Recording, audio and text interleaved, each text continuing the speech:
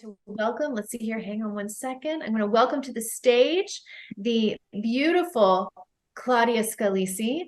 Hold on, well, let me spotlight you for everyone. Here she is, Claudia, gorgeous storyteller, woman of such profound wisdom. I am so excited to have you all experience her. Let's all give Claudia a huge, huge. Woohoo!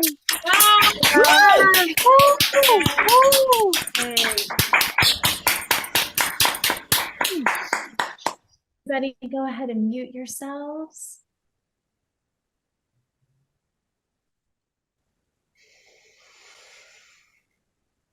Oh.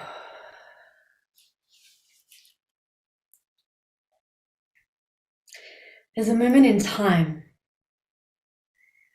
that is flowing through my body as if there's this cool breeze and it snaps me out of where I currently am.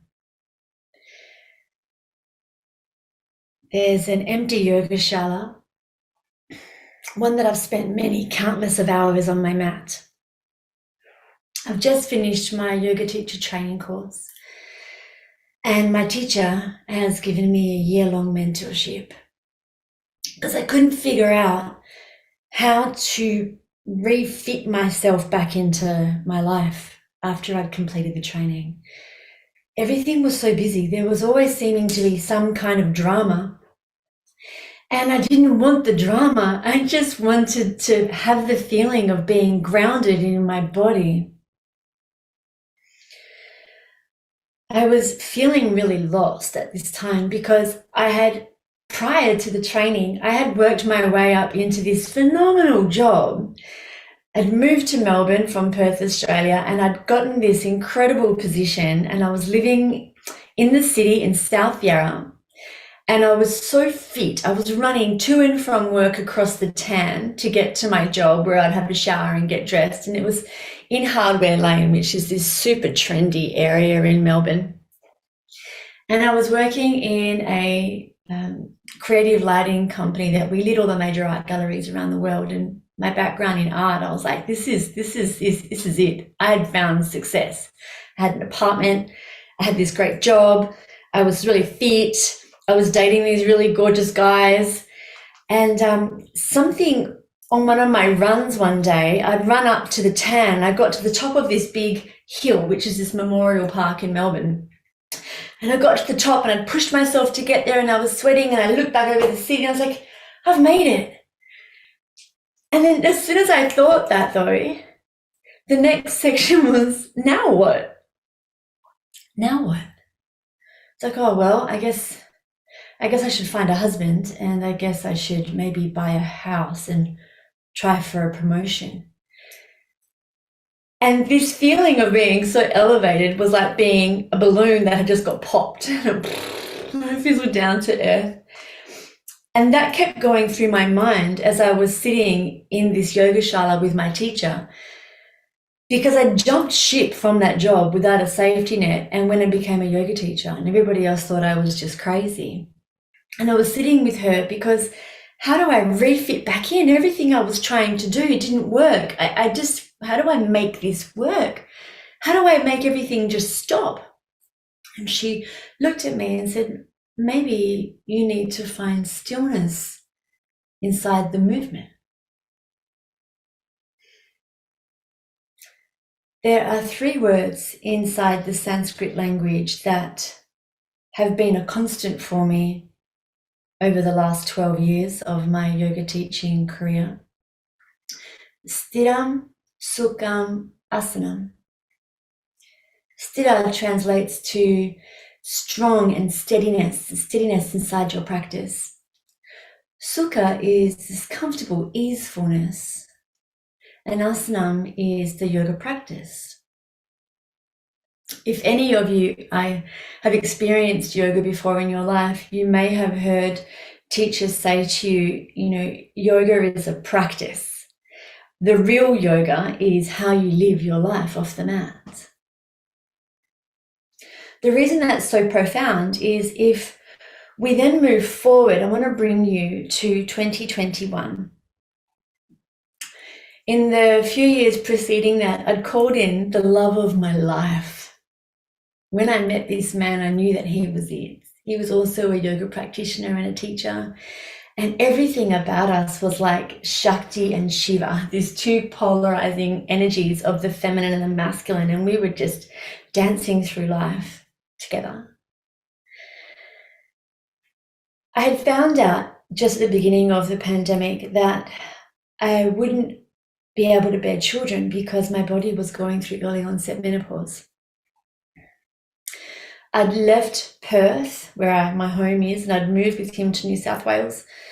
And the pandemic, as it shut down everything, and I'd found out that I wasn't going to be a mum, in that petri dish of quietness at home, my whole identity started to unravel again. But this time I didn't have a teacher close by. I wasn't being mentored. I was actually someone who was mentoring others. And everything just crumbled. I felt my self-worth deflate. What was my purpose? If I wasn't going to be a mum and I no longer had a business, who was I and what was my value as a woman? Luckily, there was a woman online who I'd met who kept talking about this thing called Woman Speak. And I was like, I need to actually find somewhere safe for me to speak about how ugly the emotions I was having were, because whenever I saw women with children, I was filled with so much resentment and jealousy. And I didn't want to have these feelings when I was around the most beautiful thing in the world, because I couldn't have it. And I needed to give myself permission to speak it. And so I joined Women Speak, and very quickly I started to uncover not just what I was going through, but the ancestral trauma that my lineage, my Italian lineage had, and all of the dumb decisions that I'd made as a youth where I chose not to fall pregnant when I was younger, and I missed the opportunity, and the anger and the shame that I was feeling in myself. And I started to tell stories, and as the stories came out, I gave my younger self permission to forgive herself. Thankfully, I have the practices of my embodiment, and I could return back to Sthiram, Sukham, Asanam, the stillness and the steadiness married with the softness and the surrender within my practice of living.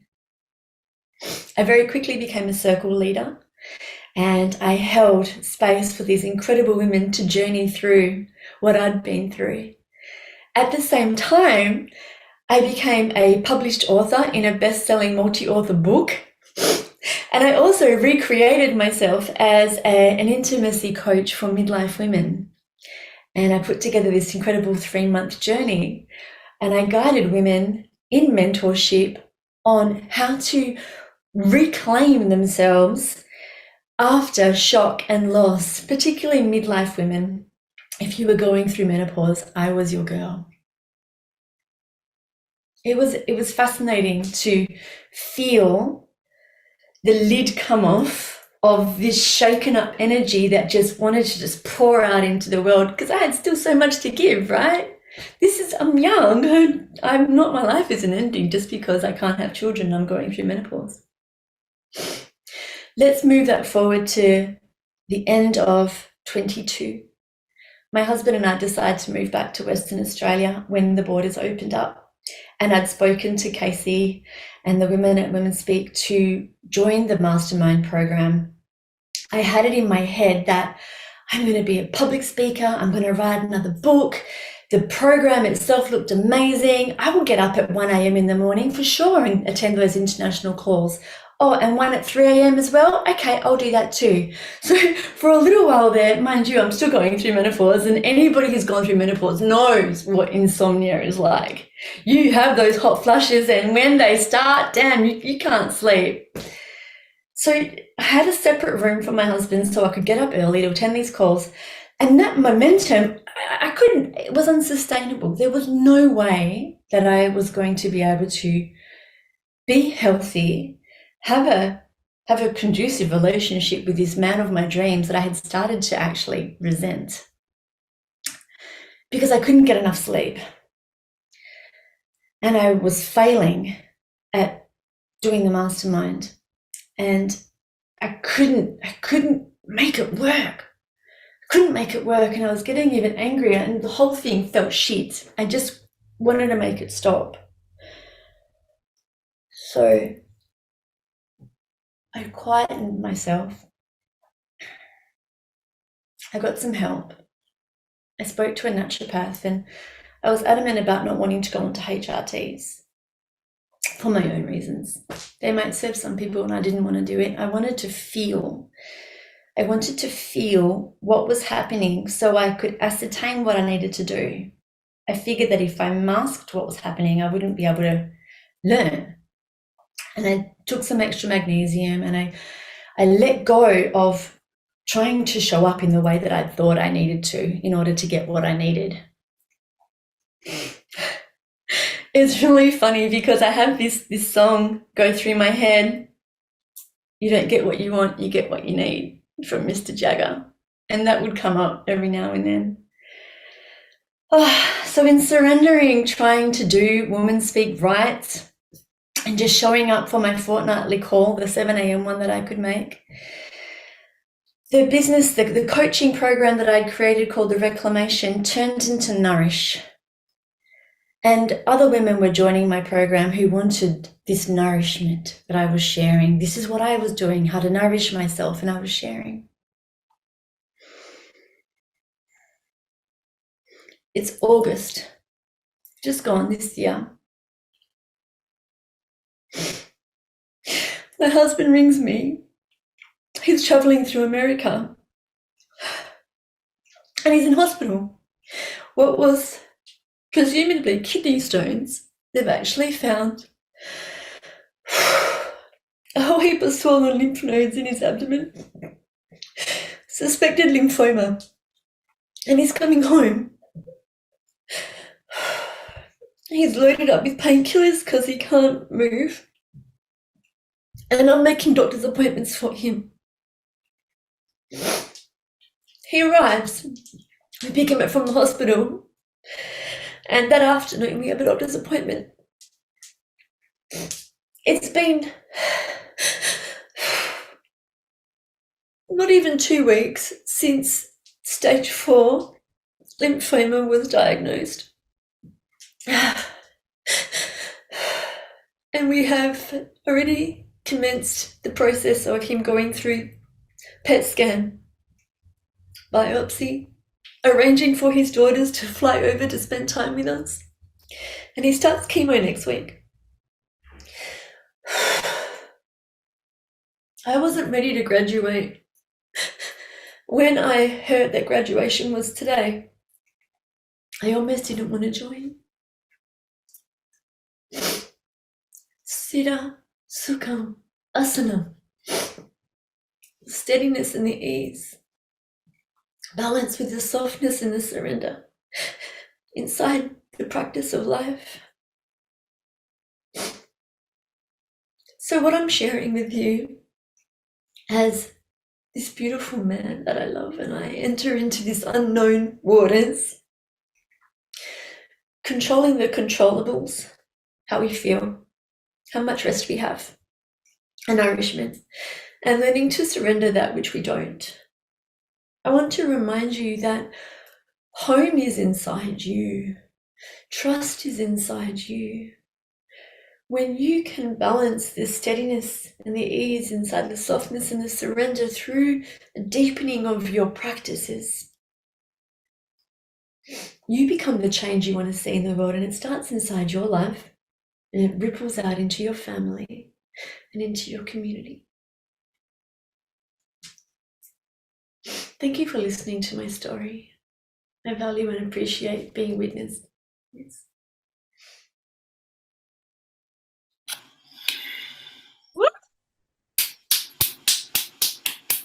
Wow.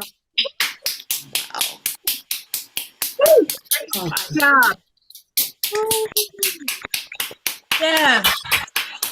Fantastic. Yes. Thank you.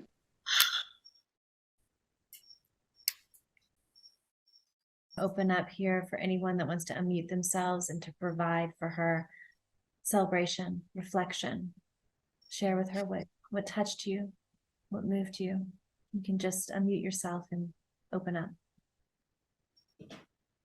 Thank you so much for sharing this story and sharing your journey in such a raw and real way.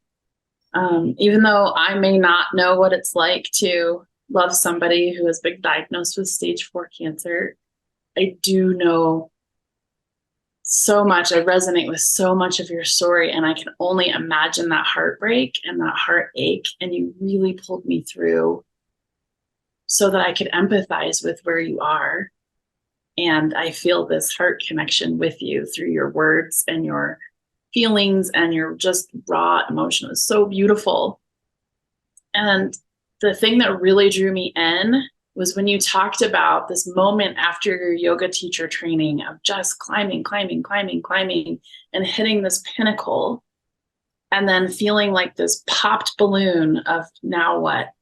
Just completely shattered all of it, because I feel like we've all been there at some point where we just feel like we've hit this thing that we've been chasing for so long. And what does that mean? And that whole feeling of the discombobulated mess that this idea of, well, who am I? And now what? It's just so beautiful. You took us on a journey, and I just thank you so much for allowing us to witness you in this moment. Thank you. Wow, Eunice, thank you. I'd like to go next. Yes. On it, the glare on my screen. Claudia, thank you. Now I can see your name. Sorry, puppy trying to eat the cord to the computer. First and foremost, I breathe with you.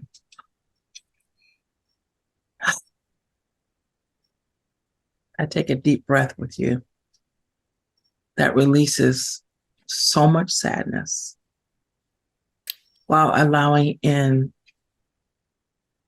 the breath of hope. So I breathe with you.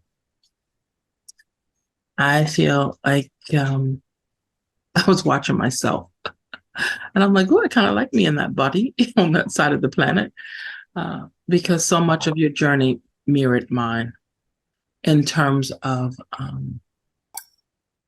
early onset menopause that shut off a lot of possibility and not the ones I wanted. Even though at 20, I probably would have thought I wanted that. So it's so interesting, a reminder that youth is wasted on the young. I thank you so much for talking about the courage it takes to create a business, start a business, and close a business, and be confronted with now what? And then have all the labels that we've been taught determine who we are and give us our value, have them be stripped of us. Like I have lived that quite a few times. And sadly, I have also lived with my beloved we discovered he had stage 4 cancer in his pancreas with 3 months to live. And I was grateful for the 6, but it's instead of, that was the month we were supposed to get married, and that was the month I had his funeral. So thank you for just so powerfully sharing the ever-going journey, because it's just never over. So, when you say, when will this end? When you're under the ground. So thank you so much for being willing to share the good, the bad, the challenging, the heartbreaking, the rebirthing. Thank you. Thank you. I'd like to share. Claudia, thank you. It has been an incredible pleasure to work with you during this mastermind. Every time you stand up to speak, I see more of you. And one of the key principles that we've discussed for months now is vulnerability, and to feel safe enough to trust that in opening up and sharing what's on our heart so authentically, we will touch people and meet them where they are, because we were willing to be that kind of open and that kind of vulnerable. Sira Sura Asana has held you and kept you. It has held you in that, and I am so grateful for that. And at every point in your journey, when you wondered what next, you dug in and found it. I have no doubt you'll do that right now. But I want to thank you for opening up and sharing so brilliantly, so authentically, and showing what it is to be true. Thank you for not glossing over what is true for you and what you are experiencing. It takes a hell of a woman to do that. Thank you. Thank you. Thank you. Wow. Thank you, Bern. I want to reflect to you, I mean, just the deep space of presence that you pull us all into because of your incredible vulnerability. And also because of what you exude. I kept reflecting as you were speaking, just how your body is so rich in the practice of this mantra that you shared with us here that has held you throughout, and how it just seeps through your cells, and how, in addition to what you say, how you are in your body, the love and how it flows through you is so deep and strong and so soft and beautiful and feminine. It was such a beautiful experience for me to both witness the potency and the captivatingness of your story, and the moments of deep challenge, and how your own personal commitment to how you are committed to approaching the moment carries through, not only through in your storytelling, but in through your body. And it was just exquisite to behold that incredible marriage of both that practice, both through who you are in both the emotional and mental realm, but also in your physical and energetic. And that was, I mean, it was really stunning to experience you in that way and behold. And I just, I loved the, just the authentic weaving that you did, and then the moments of creative choice that you made throughout, how you, that moment at the end when, and sharing about what is happening with your husband, what the two of you are walking right now. And then sharing with us this mantra here. It was like this moment that I could feel in myself, and I could feel in the room, all of us just like the power of that, and just like the incredible inspiration. I mean, I feel so emotional talking about the incredible inspiration that you are, right? And how deep the devotion to how you commit to approaching the moment is in your life, even in this very difficult time, was just incredible. So incredible. So thank you for bringing the fullness of you and the realness of you, and for all of the work that you've done for years to have cultivated yourself to be such a deeply embodied woman of wisdom, such a treasure. Thank you. Thank you, Casey. Everybody, let's give her another huge round of applause. Yay! Woohoo! Yay!